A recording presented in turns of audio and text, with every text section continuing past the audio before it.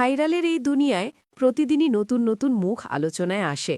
তবে সবার নজর কেড়ে নিয়েছে সুনামগঞ্জের দিরাই উপজেলার শ্যামারচর গ্রামের ছোট্ট স্কুল ছাত্রী শ্রেয়া তালুকদার। মাত্র চতুর্থ শ্রেণীতে পড়া এই মেয়েটি ধামাইল গানে এমন সুরেলা কণ্ঠ উপহার দিয়েছে যে মুহূর্তেই ছড়িয়ে পড়েছে তার ভিডিও। ভাইরাল হয়ে উঠেছে দেশের সামাজিক যোগাযোগ মাধ্যমে। গান ভাইরাল হওয়ার পর শ্রেয়া কৃতজ্ঞতা জানায় তার পাশে থাকা সকলকে। বিশেষভাবে ধন্যবাদ জানায় বড় বোন সুপর্ণা চন্দকে, যিনি নিয়মিত গানে তাকে উৎসাহ ও সহায়তা করেন।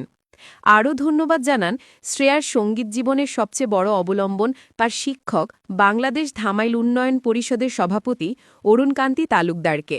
তিনি দীর্ঘদিন ধরে শ্রেয়ার কণ্ঠ, তাল, লয়, উচ্চারণ ও পরিবেশনা উন্নত করতে কাজ করে যাচ্ছেন।